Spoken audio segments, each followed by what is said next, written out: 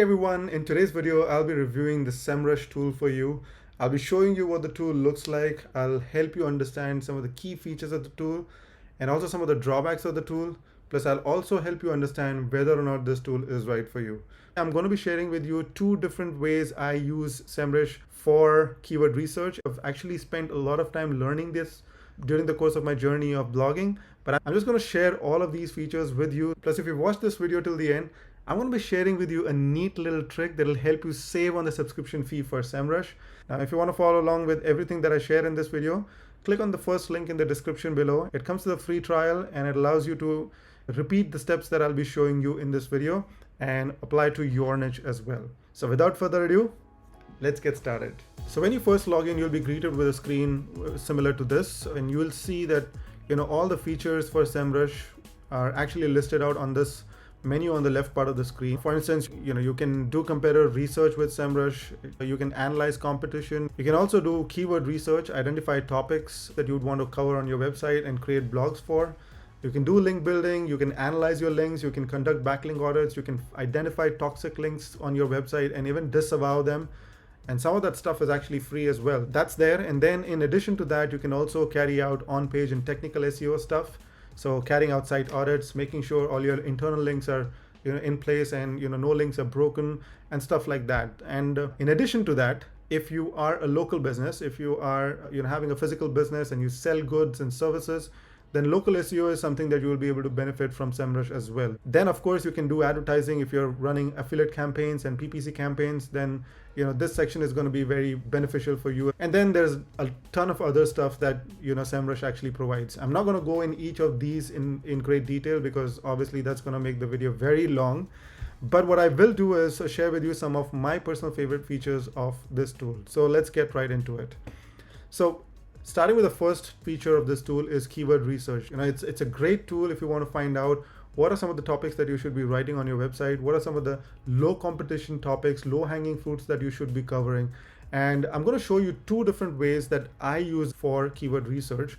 So let me begin with the first process. You can start off with the keyword magic tool. So the way this keyword magic tool actually works is you just open this tool and enter your seed keyword of your niche. So let's just say that we are starting a website about WordPress. Perhaps you want to just cover various themes, plugins, and how-to stuff about WordPress.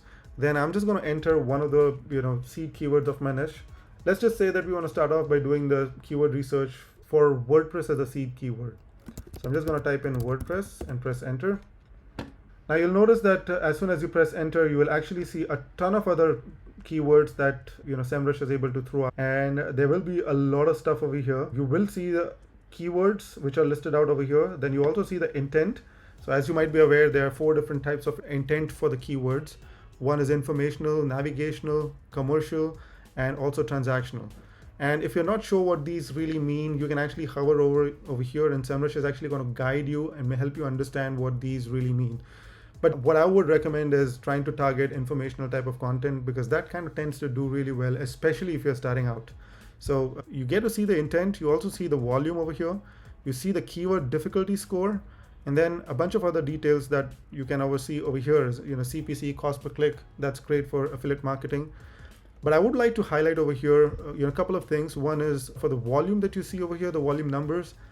More often than not, these numbers are actually not as accurate, and that's been my experience. So just to give an example, if you use this WordPress as the keyword, you're not actually going to get 246,000 page views for this if you were to rank for just this keyword.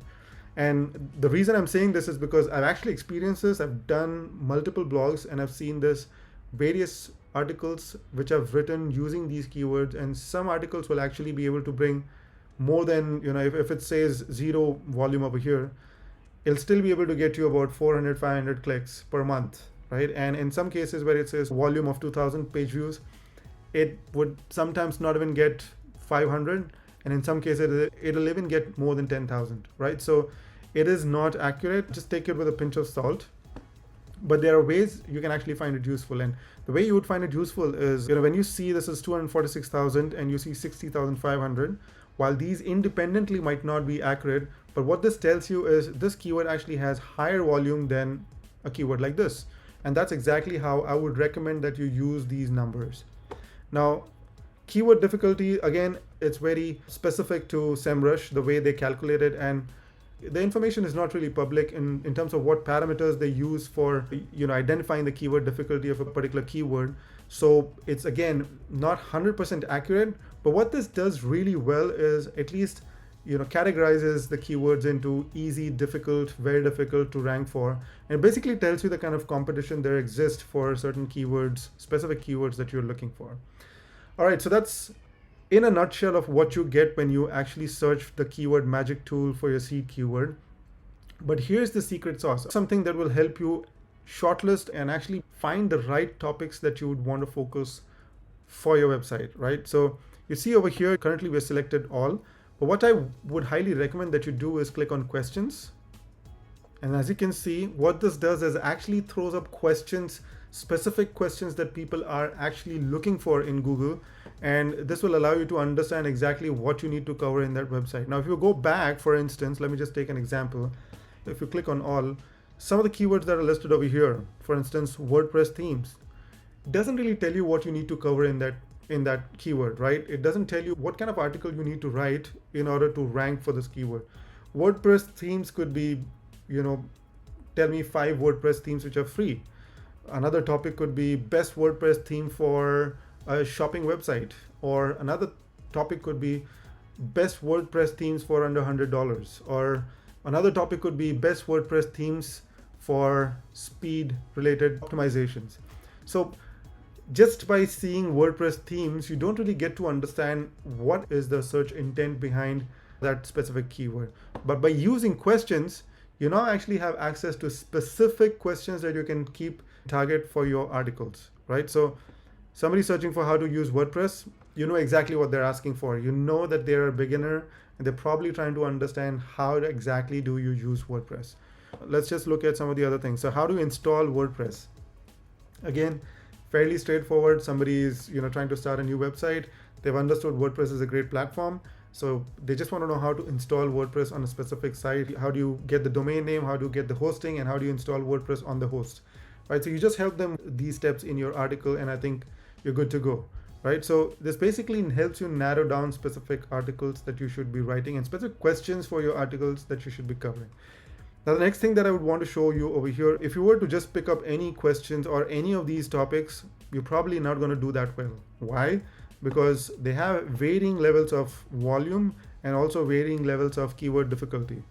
So what I would recommend over here is filter the keyword difficulty score by clicking over here and choose the very easy sections. These are the lowest competition that you would find on Google, and that'll allow you to hopefully rank for these for the questions that appear.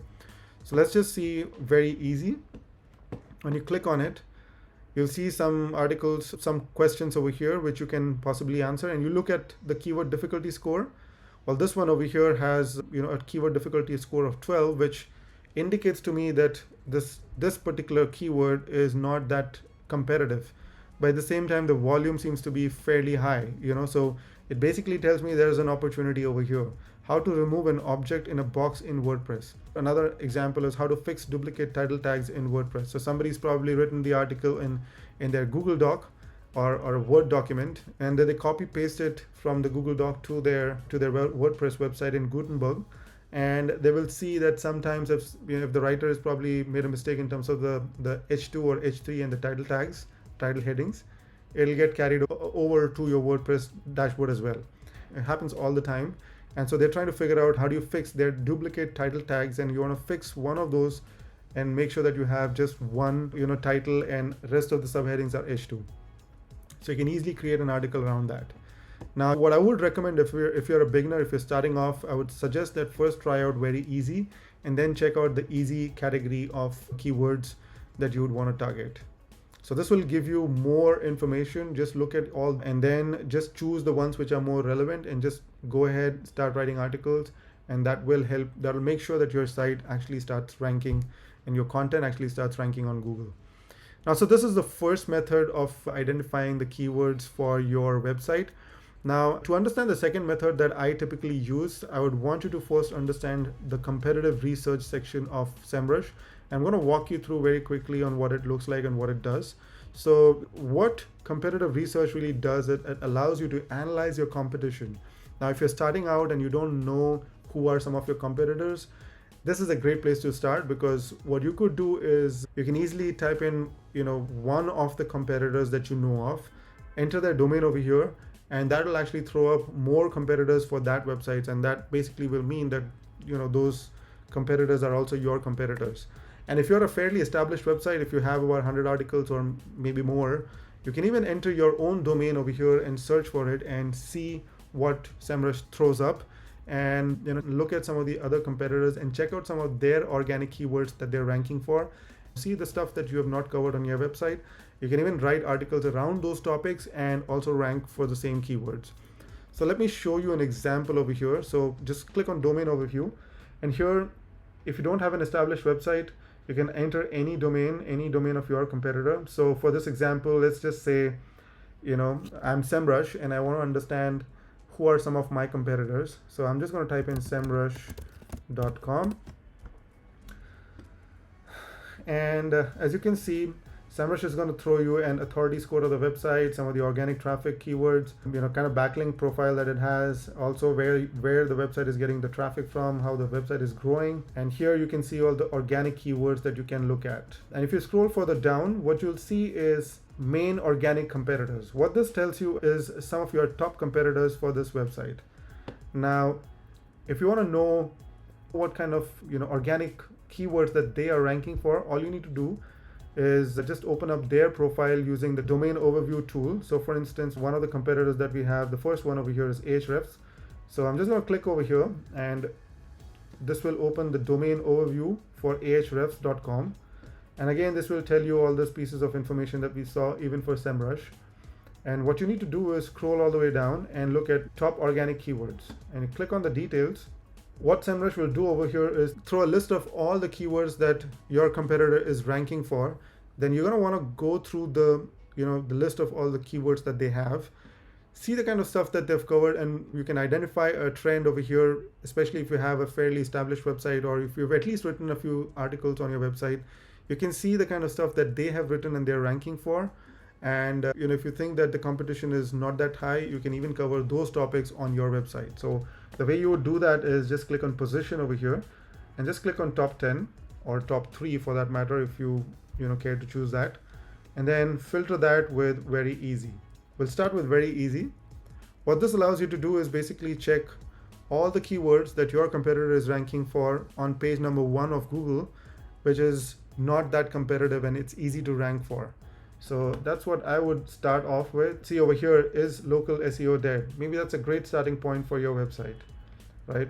Just scroll through the list and I'm sure you'll find a bunch of ideas for your website. So this is another great way to do keyword research. Now I'm going to tell you this secret hack that'll allow you to find great topics for your website using competitor analysis. And the way you do that is using domain overview. And what we want over here is to analyze the domain quora.com. So click on search, make sure that you have US selected. It'll show you again a bunch of different metrics. But what you are really interested is in top organic keywords. Click on the view details tab. Here it'll again show you all the keywords that Quora is ranking for. But again, like we did before, what you need to do is select the top 10 positions that Quora is ranking for. And here, instead of choosing the keyword difficulty, we're going to filter by keyword. So let's just say that you have a website about, I don't know, let's just say basketball, right? Basketball. You type that in. So what this is going to do is filter all the keywords related to basketball that Quora is ranking for on the first page of Google, right? And some of the topics that you can see over here, you'll probably be easily able to relate to, so how many players are there in basketball team? You can write an article explaining how many players are there on the team, how many players are on the bench, how many players are on the court at any given point in time, and stuff like that. How to get better at basketball? Great question, great topic. If you have a basketball as a niche, you can totally write this article. Height of a pro basketball hoop. So how high is the basketball hoop in pro basketball? So you get the drift, right? You get to understand what I'm trying to explain over here. This is a gold mine right here. I'm sure this is blowing your mind already. I know it is. I mean, this is not something that anybody's going to talk about that easily. I've spent hours and hours trying to figure out how to use this tool, and I'm sharing this with you right away so that you can get started, right? I hope you're getting value out of this video. Don't forget to give a like and give that thumbs up to this video. All right, so these are two different ways I would use SEMrush to identify the topics that you should be writing on your article. Now you might be asking, well, all this is great, Shrodh, but how much does it really cost? The tool is a bit expensive. It is slightly on the higher side, and not everybody will be able to afford this kind of a budget, especially when they're starting out. And is it really worth paying for a tool like this? My honest answer is absolutely yes. Hands down, it is definitely worth paying this money. And I'll explain that in a moment. But do you really need this tool? When you're starting out, do you really need this tool to become successful, to be able to write content on your website? No, definitely not.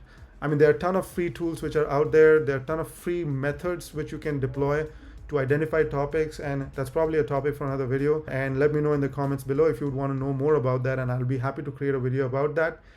So you don't necessarily need this tool to start off.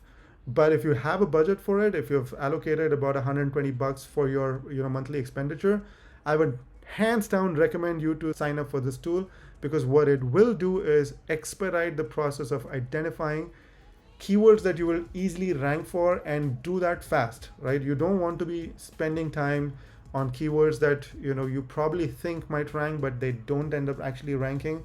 What this is going to allow you to do is actually help you rank faster. And there is a higher hit rate for you to succeed when you're choosing the topics, when you've chosen the topics using SEMrush, and especially the methods that I've described. So there are a couple of drawbacks that I would like to share. One is the fact that it is not easy to use as a beginner. I mean, you've seen that it's easy to get overwhelmed with the kind of data that it actually shows you. But at the same time, you need to spend a little bit of time going through the tool, understanding the tool and understanding what these data points are, and using the filters appropriately. And if you're able to do that, that shouldn't be a concern for you.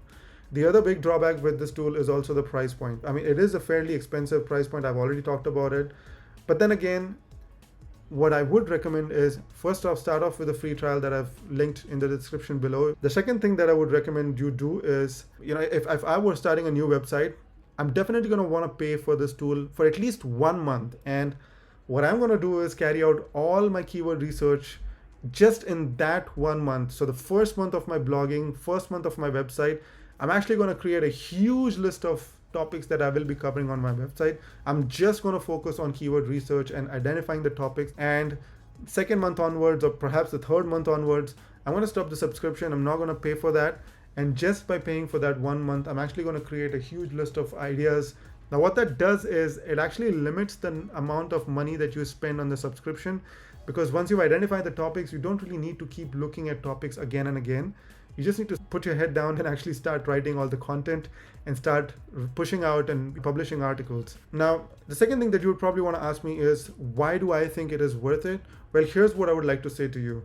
Let's just say that you take the subscription for 1 month for SEMrush, and you pay that $120, and you go by my recommendation and figure out a list of all the articles and just start writing. Now, even if you were to just find 10 articles that are winners, just 10 articles that actually rank on page 1, and bring you about 500 page views a month on average, that gives you a total of 5,000 page views for those 10 articles. And let's just assume that you also get about $20 RPM for the kind of money that those 10 articles get you for your website. Say once they start ranking in about 6 to 8 months time. There are a lot of assumptions which I've taken here, but then again, these are very realistic assumptions and very achievable assumptions. So if that's the case, then what you're looking at in just about 6 to 8 months time is getting about $100 or more than $100 with just those 10 articles, right? And it's not just 1 month, right? After 6 months, every single month, those articles are actually going to give you $100 each. Basically, what you're doing over here is investing $100, and focus on the word that I've used. I'm not saying you've spent $100, you've invested $100 into your business. And what you're getting out of it is basically $100 every single month after 6 to 8 months for a good period of 2 to 3 years. that is a great business value proposition, right? And I'm sure you're going to agree with it. And if you think that's the right approach to it, I would highly recommend for you to sign up and also give this video a thumbs up. So that kind of summarizes my complete review of SEMrush. I hope you get a good sense of what this tool can do for you. I hope you get a good sense of what you can do using this tool and why I feel that this can actually add value to your content routine and content publishing system. I would highly recommend that you check it out. At least give it a try, and perhaps for a month or so, apply the techniques that I've showed you. And I'm very confident that you will be able to find great articles in your niche. And I wish you all the best. Make sure that you subscribe to my channel, and I'll see you in my next video. Thank you.